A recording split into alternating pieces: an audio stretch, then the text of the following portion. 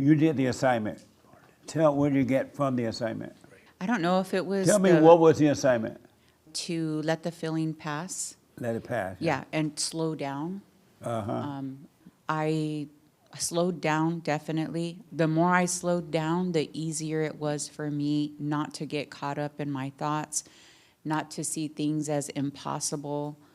It seemed like life was going a little bit smoother this week, but it's so true. Every time I think that it's getting smoother, then it's like the roller coaster comes again, and I'm Yeah. like back in the valley.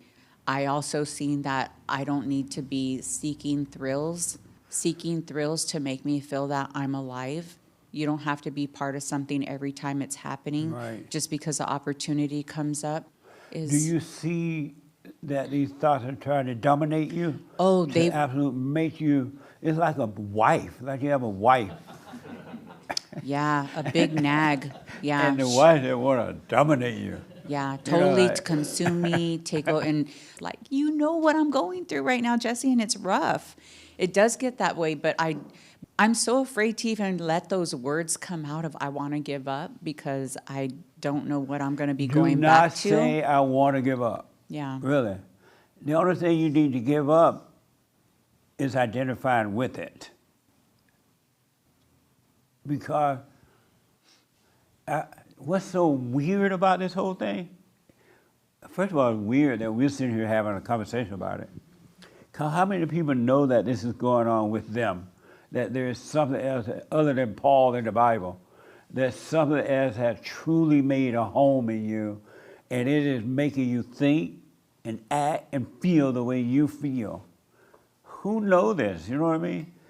And it's so weird that there is something else in us, and it dominates our lives. It makes us think and feel and act out and do things that it's not even us.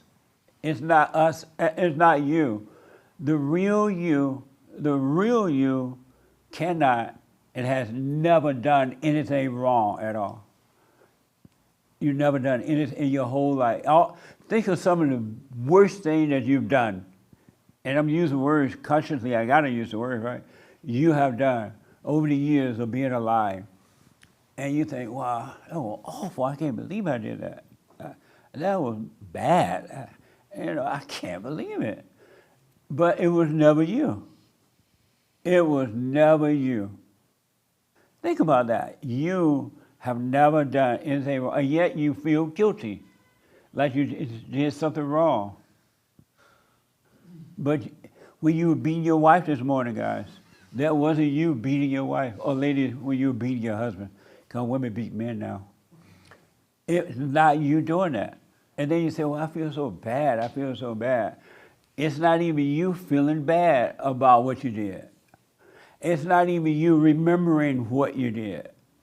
Those thoughts, which are evil and not your own, they'll bring up the past and make you feel like it's happening right now.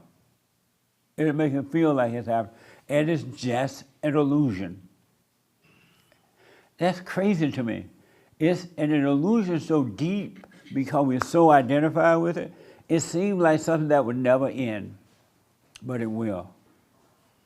If you stay with it, the light, the Spirit of God will help you. He will give you light to shine on this stuff. And the more you see, the more you're going to want to see, but you're going to see this thing disappearing, this darkness going away inside of you, and you will have more clarity, you will have more peace, and then the people around you be going crazy, the world going crazy, but you won't be affected by it.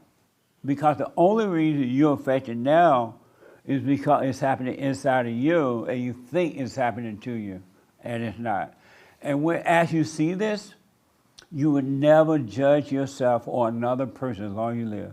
It would be impossible to judge because you will understand the hell that was going on with you.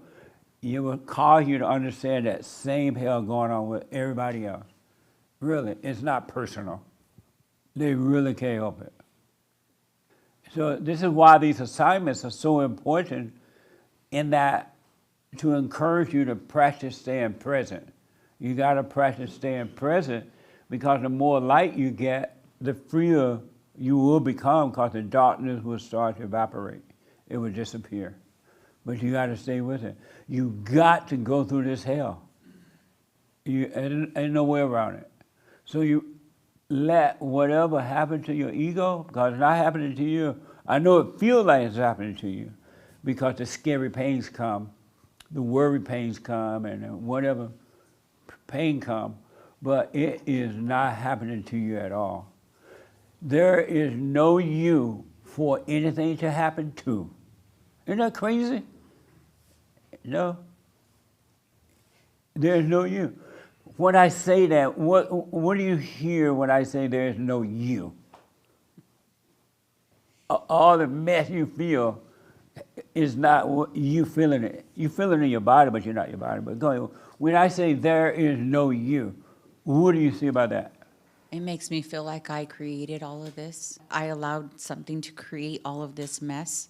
I attached to it. I know now that I didn't know who I was. I still probably don't know who I am, but I guess I was just identifying. I identified my whole life with everything that was happening outside of me. What a mess, huh? Yeah, I noticed something this week, Jesse. I'm bringing out the hell in other people as well when I'm like not slowing myself down. Yeah, amazing. Well, stay with it. Really, just stay with it. I mentioned I went to Boston, and when I got to the hotel, they were going to put me in a floor on the second floor or something like that. And I said, no, I want to be on a higher floor. And they said, okay, we're having a convention or something here, so it's kind of busy. But they found another room up higher to put me on. And I went into that room. Anybody ever been to a hotel in Boston? No? I went into the room, and the room had no windows. It had fake windows. It had a window there that you could look out, but there was another building right on the window. And I couldn't see out the window. I was like, did I walk back into slavery time or something? I felt like I walked in slavery again. I was like, this room has no window. It's all pretty curtain like it has a window. And you open up a wall. Not even a wall where you look into other people's hotel room or anything. It's just plain old wall. I was like, what the? And right away, Steve would tell me, call down there and cuss them out. Call to the front desk and have them put you into another room, right? But I felt nothing about being in that room. Really, I just, okay. And I relaxed and got ready for the next day, and I felt literally nothing about it. And I could have called down and got moved up or moved away from that room, but I didn't. And I'm like, wow, I just noticed that it wasn't bothering me. It was like that. The room was a nice room. It just had no windows. And that was the first time I stayed in a room with no windows.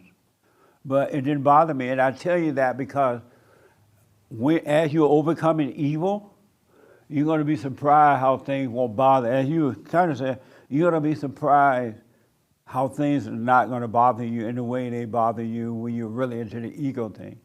And it's not you trying, it's just you're overcoming an illusion. You're overcoming the darkness, and things are not that important to you anymore. It's no big deal. And you don't have to think or say it's no big deal.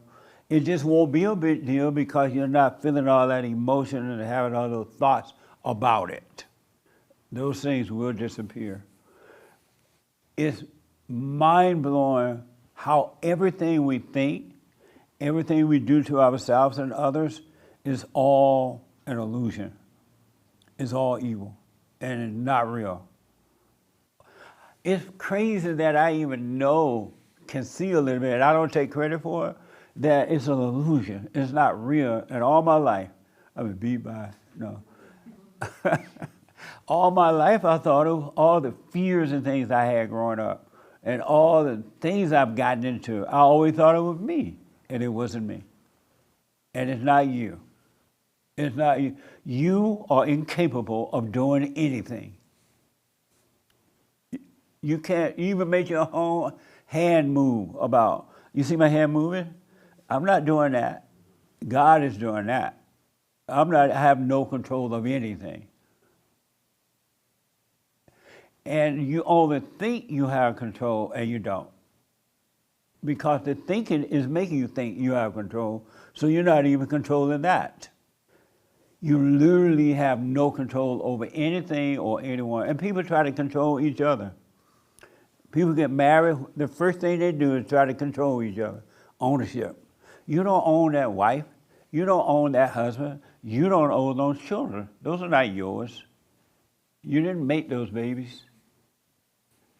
We are not in control of anything, but I really want to encourage you to watch these thoughts and just watch them and take the pain and the fear, whatever situation you're in right now, no matter what it is. Don't believe what the thoughts tell you about that situation, the outcome and how it's going to work out or how it's going to be. And all that. Don't believe it and see how painful it's going to get not to believe it. They're going to try to make you believe them, and they're going to give you pictures of how things are going to turn out for you. They'll give you an image of how it's going to turn out. Go through it. Watch those pictures. Don't call them you. Don't run away from those pictures of how things are going to turn out and what if this happened or that happened. Go through it. That's the hell that you got to go through. Death must precede life. You got to have death first before you can have life. There's no way around it. And the ego is not some just little cutesy thing. It'll hurt my feelings. Ego is deeper than that. It's pure evil. It's really evil. And if you doubt me, watch what you think you in your own mind. It's not you thinking about. Watch how you think about yourself and other people. How you judge people in the mind, in your own mind. You judge other people. And it's not you, but you do it. They are doing the same thing. They're doing the same thing. The devil tells everyone the same thing. He made everyone feel the same way. There's nothing new. But it's not you, but you got to work on yourself. You got to pay attention.